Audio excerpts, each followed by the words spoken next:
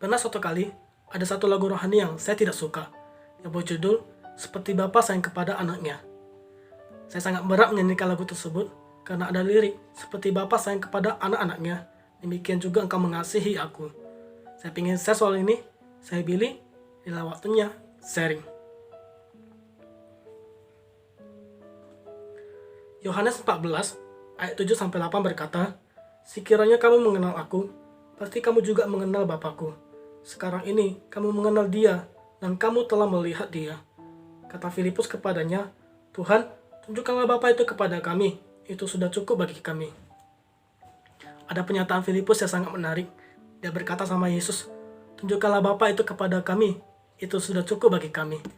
Ada suatu momen dalam kehidupan kita pasti pernah merasakan kesepian, kesendirian, ketika tidak ada satu orang pun yang bisa menemani kita, ataupun menolong kita. Kita pikir kita bisa mendapatkan kasih, perhatian penuh dari orang-orang sekitar kita, dari orang tua, teman, sahabat, ataupun pasangan kita. Yang ada, kita mengalami kecewaan, karena mereka tidak selamanya bisa menemani kita, menolong kita, bahkan mereka bisa juga melakukan kesalahan terhadap kita. Ada ruang kosong dalam hati kita yang tanpa kita sadari, hati kita dituntut untuk dikasihi, diperhatikan, yang mana ruang hati tersebut hanya bisa diisi oleh kasih Bapa di surga. Namun seringkali figur Bapa di surga itu rusak karena Bapa di rumah. Karena cara kita mengenal Bapa di rumah itu bisa mempengaruhi cara kita mengenal Bapa di surga. Mungkin Bapa kita di rumah adalah Bapa yang galak, yang menghukum kamu habis-habisan ketika kamu melakukan kesalahan. Sehingga kita mengenal Bapa di surga demikian. Kita pikir ketika kita melakukan dosa, maka Bapa di surga akan menghukum kita habis-habisan. Sehingga kita tidak mau mengaku dosa ataupun bertobat. Ataupun mungkin Bapa kamu adalah Bapa yang cuek. Sehingga kamu mengenal Bapa di surga demikian. Kamu pikir Bapa di surga adalah Bapa yang tidak mau mendengarkan doamu atau melakukan sesuatu atas hidup kamu. Sehingga kamu enggan untuk berdoa, untuk bangun hubungan sama Bapa di surga. Saya mau kasih tahu bahwa Bapa kita di surga adalah Bapa yang sempurna. Dia mengasihi kita dengan sempurna. Dia sangat mengasihi kita. Dia mengasihi kita sehingga dia menyerahkan hartanya yang sangat berharga, yaitu putranya, Yesus Kristus. Dia harus mati di kayu salib untuk menebus dosa kita. Dia membayar lunas hidup kita. Kita sangat berharga baginya. Kita adalah biji mata Tuhan. Dia adalah Bapa yang peduli, yang memperhatikan hidup kita. Dia tahu yang terbaik atas kehidupanmu.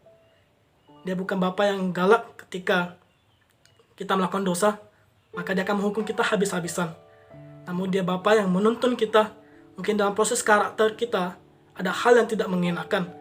Namun dia Bapa yang tidak pernah meninggalkan kita. Dia memegang tangan kita untuk hidup dalam kekudusan. Dia bukan Bapa yang cuek, tapi dia adalah Bapa yang tahu yang terbaik atas kehidupan kita. Dia mempunyai rancangan yang indah atas kehidupan kita. Jadi jangan enggan untuk berdoa sama Tuhan, meminta permohonan sama Tuhan, karena dia tahu yang terbaik atas kehidupan kita. Ketika hari ini kita punya Bapa yang galak mungkin, atau Bapa yang cuekan, kita tidak bisa menghakimi mereka. Bagian kita adalah mengasihi mereka, melihat mereka dengan cara yang benar, dengan pandangan yang benar, yaitu kita memandang mereka seperti kita memandang Bapa di surga. Kita tidak bisa menghakimi mereka, karena mungkin mereka tidak mengenal kebenaran soal figur Bapa di surga. Atau mungkin mereka juga pernah mendapatkan perlakuan yang tidak mengenakan dari kakek kita, sehingga mereka juga melakukan hal yang sama terhadap kita.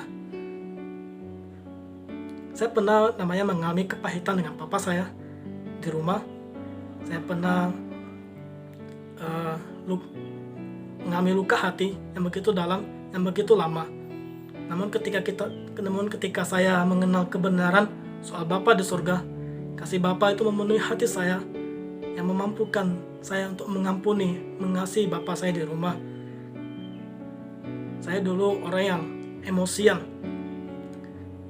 karena karakter kita itu sangat berpengaruh ketika kita kehilangan figur Bapa. Saya orang emosian, saya sering mengurung diri dalam kamar, karena saya tidak mau berkomunikasi dengan papa saya di rumah. Atau mungkin ada orang yang kehilangan figur Bapa, itu larinya ke pergaulan bebas agar diterima di dalam komunitas tersebut. Narkoba, free sex, atau sebagainya. Ada orang yang saya tahu, mereka akhirnya terjerumus ke area tersebut karena kehilangan figur Bapa di rumah. Sehingga sangat bahaya kalau hari ini kita tidak dipulihkan. Kalau hari ini kita menyimpan luka yang begitu dalam terhadap Bapa kita di rumah.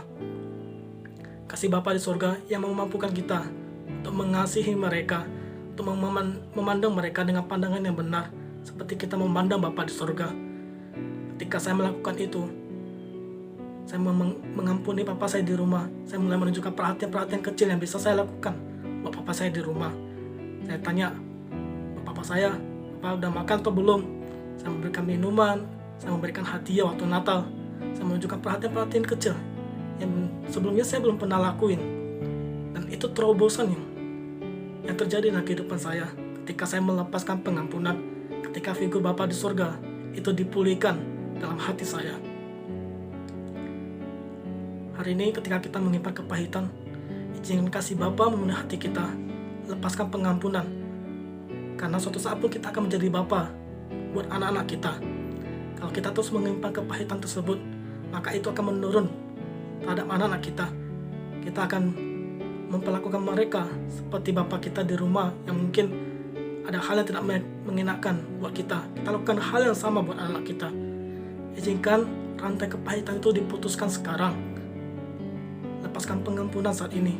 Mungkin ada teman-teman yang hari ini yang broken home. Saya juga dari keluarga broken home, papa mama saya cerai. Tapi izinkan kita tidak lagi mengingat-ingat kesalahan mereka, tapi mulai mengingat kebaikan apa yang mereka pernah kerjakan dalam kehidupan kita. Saya masih mengingat ketika saya mulai melepaskan pengampunan buat papa saya mulai mengingat ada memori yang muncul ketika saya masih kecil. Saya sering diajak jalan-jalan naik motor, dan itu menyembuhkan luka hati saya. Saya mulai pelan-pelan melihat Bapa saya di rumah dengan melihat seperti Bapa di surga. Hari ini mungkin kamu dari kecil tidak melihat Bapa di rumah. Mungkin maaf sudah meninggal. Saya mau kasih tahu bahwa kamu tidak kehilangan Bapa. Ada Bapa di surga yang selamanya akan menjadi Bapa kamu, yang sangat mengasihi kamu, yang peduli atas hidup kamu.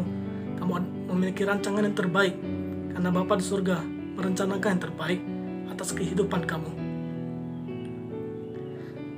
Hari ini, izinkan setiap kepahitan dalam hati kita yang masih kita simpan, itu dicabut di dalam nama Yesus. Berikan kasih Bapa memenuhi hati kita saat ini di dalam nama Yesus. Hari ini, mulailah mengingat kebaikan Bapa kita di rumah yang pernah mereka lakuin atas kehidupan kita. Kalian bisa komen di bawah kebaikan apa yang pernah mereka kerjakan dalam kehidupan kita. Mungkin ada yang dari kecil sudah kehilangan Bapa di rumah, tidak pernah melihat sosok seorang Bapa. Mungkin hari ini kamu memiliki wali, misalnya paman, saudara yang kamu anggap sebagai Bapa. Hari ini kalian bisa juga komen di bawah terus kebaikan mereka. Izinkan biarkan mereka yang membacanya, mereka diberkati dan mereka bisa merasakan kasih Bapa. Kalau kalian diberkati oleh renungan ini, dukung terus channel ini dengan subscribe, like, dan share ke teman-teman kalian agar mereka juga diberkati oleh renungan firman ini. Tuhan Yesus sayang sama kamu, Bapa sayang sama kamu, and God bless you.